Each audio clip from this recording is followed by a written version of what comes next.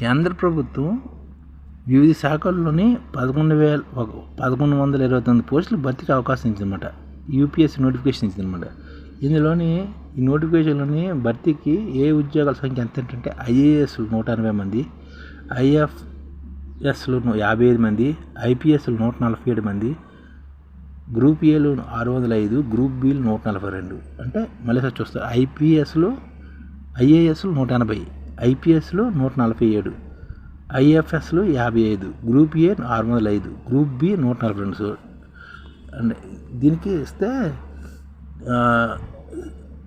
All India టాపర్లోనే Shakti Dubey number 1 స్థానం వస్తే, అర్చిత గోయల్ 2వ స్థానం, అర్పిత్ పరాగ్ 3వ స్థానం సాధించారన్నమాట.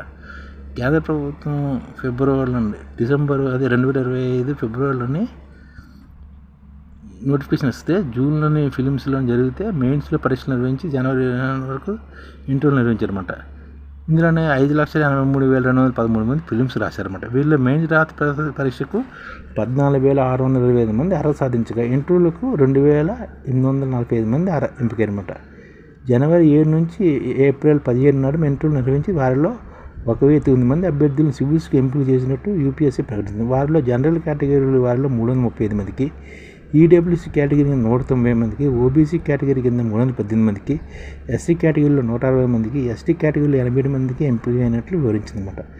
240 మంది అభ్యర్థులు ప్రొవిజన్ జాబితాలు ఉంచి ఒకరి ఫలితాన్ని వితాలలో ఉంచినట్టు తెలిపింది. సివిల్స్ అభ్యర్థి మార్కుల జాబితాను 15 రోజులు వెబ్సైట్లో అందుబాటులో ఉంచినట్లు వెళ్ళింది. తెలుగు రాష్ట్రాల నుంచి ర్యాంకులు అలా చూస్తే సివిల్స్ ఫలితాలు 200 పైగా ర్యాంకులు సాధించిన తెలుగు వారిలో బొల్లం ఉమామహేశ్వర్ రెడ్డి 221 ర్యాంక్ సాధిస్తే, Poola Dhanush 232, Potharaju Hariprasad 255 rank, P Lakshmipriya 297, S Saikiran 298, K Srinivasa Keerthireddy 316, M Uday Krishnareddy 350, M Pavan Kumar Reddy 375, Raparthi Preethi 451, P Bhargav 455, C Rahul 462, J Bhanuprakash 523, C Bharath 567, Gubbala Suryateja 647, Dhonipudi Vijayababu 681, M Venkatesh Prasad Sagar 700, P Indrarpitha 739, Shanagavarapu Sai Bhargava 798, T Suryatej 799, Vavilipalli Bhargava 830, Gongulothu Jitendra Naik 850, B Mauritej 856, B Venkateshadri 863, Sai Rohan 892, Shokapeetham Manohar 915, G Anjaneyulu 934, Banava Srinivas KCR Nayak 938, G Prakash 944, R Sudhakar 949, Chalaval Shravana Soumya 951, R Sai Mohini Manav 975 తదితరులు ఉన్నారన్నమాట.